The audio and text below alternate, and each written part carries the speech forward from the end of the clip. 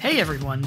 It's hard to believe that Sonic Frontiers has been out for a few months already, and in that time, Sonic Team has shared with us their 2023 content roadmap, showcasing 3 major updates that we'll see in the coming months this year.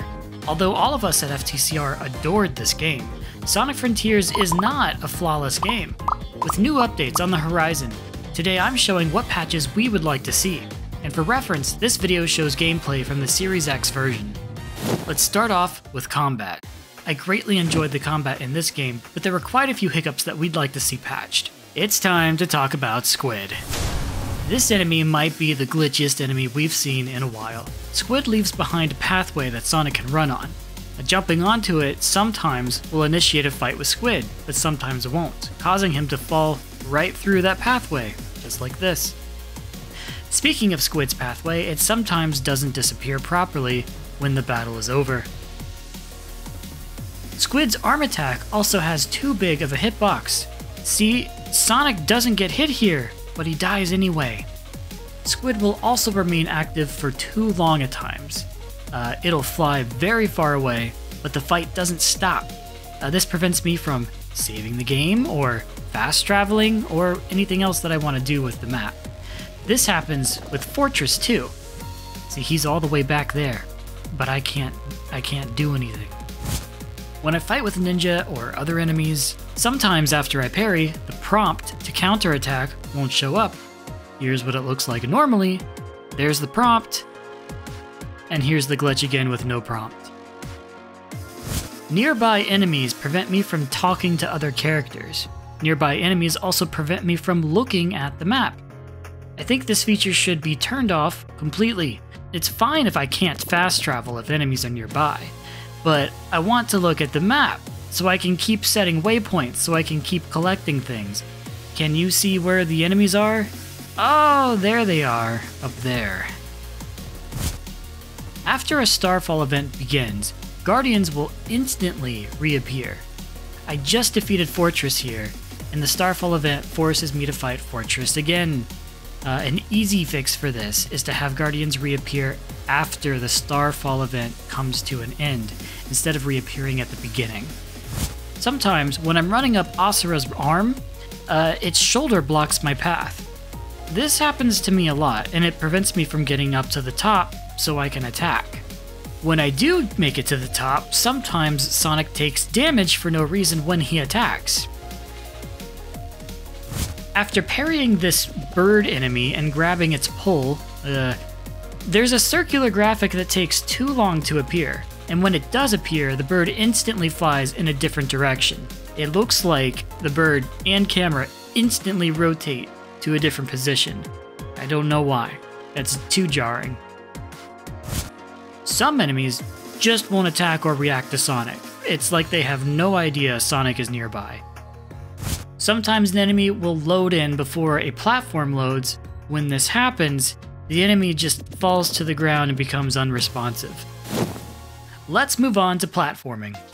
The game occasionally forces us to play 2D sections, which I'm totally fine with. I like these sections. But we would like a button that lets us escape these sections at any time. One suggestion is holding down the L trigger to make Sonic and the camera return to normal control. Speaking of 2D sections, sometimes Sonic won't turn in these 2D sections. Even this boost pad won't send me in the right direction, and over here, this causes me to fall off of this tower, and now I have to climb all the way back up. This cannon sometimes sends Sonic too high. Don't know what causes that to happen. In order to trigger the skateboard here, Sonic needs to touch the ground first, but sometimes Sonic flies too high, so the skateboard doesn't trigger and therefore doesn't appear. Some people might play this level never knowing that there is a skateboard. I'm not sure if this is a physics-based thing that the cannon is doing, but if there's just a scripted path that Sonic follows, I think that would be better. These bouncy springs from Sonic Adventure 2, I think, the reticle for them is unreliable. I have to press attack very frequently to get this thing to work, as equal time. Sometimes Sonic gets stuck between a booster on a rail. Whenever Sonic gets hurt, it takes Sonic 2 full seconds to get hurt again and get stuck in a loop. The reaction time should be increased to not sure. Reflections will pop in and out whenever the camera gets too close or looks at that surface from a certain angle. Sometimes Squid will disappear, but its shadow will stay until the fight is officially over. I noticed that Sonic has translucency, also known as subsurface scattering, in this game. I really like this effect, it's cool, but sometimes it just doesn't work. Sunlight is passing through his whole body here. He looks like a wax candle. It also passes through his ears incorrectly. I noticed that a license was purchased for this subsurface scattering effect, so I think it just needs to be tweaked a little. Now I want to talk about the user interface. The slot machine graphic is just too big, and it's in a bad position. It should either be smaller, or at the bottom, or maybe translucent. We spend a lot of time looking up in this game because all the collectibles are above Sonic. The slot machine gets in the way sometimes and makes it harder to see what's up there, or even doing certain fights like with Fortress. The game will play an animation when the ring meter becomes full. It takes 3.5 seconds, which is too long in my opinion. I would like the option to turn this animation off. Here I am filling up my ring meter, and the animation doesn't play at all. So we already know that Sonic Team felt that we shouldn't play this animation all the time because it takes so long, so maybe give us the option to turn it off. Leveling up ring and speed also takes too much time. It takes 10 seconds just to upgrade one level, which means I have to spend 32 total minutes just sitting there to fully upgrade Sonic. Please allow us to upgrade multiple levels per visit with the Coco. You already let us do this with the power seeds and the defense seeds, so let us do that with the Coco too. Or maybe give us something like what Unleashed gave us for leveling up. Now let's briefly talk about the cutscenes. Sometimes a character's mouth won't move.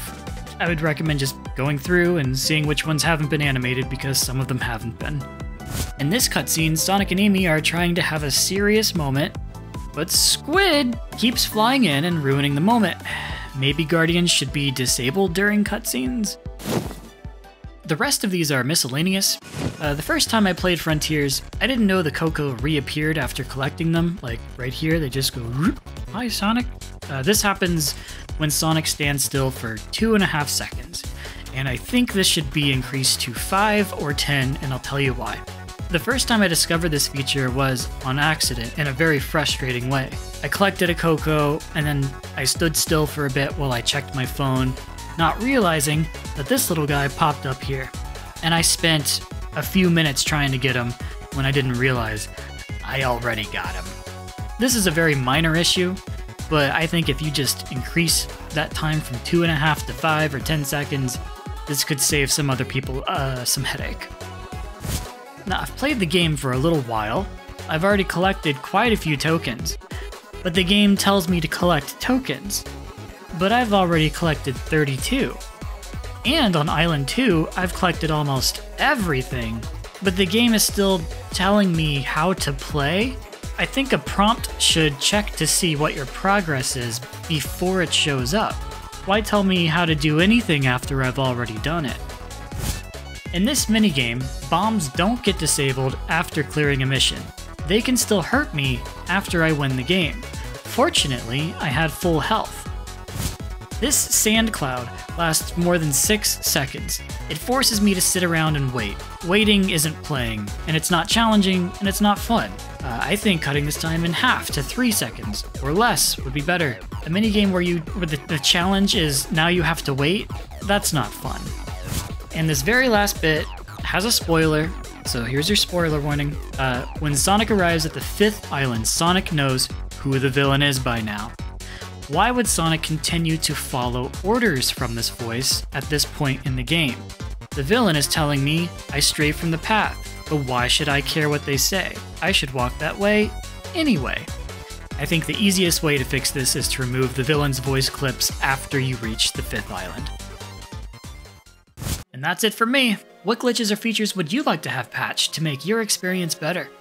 leave a comment below letting us know. We actually read these things, we're not just asking for engagement. Anyway, let me know what y'all think of this video, subscribe, hit the like button, share the subscribe.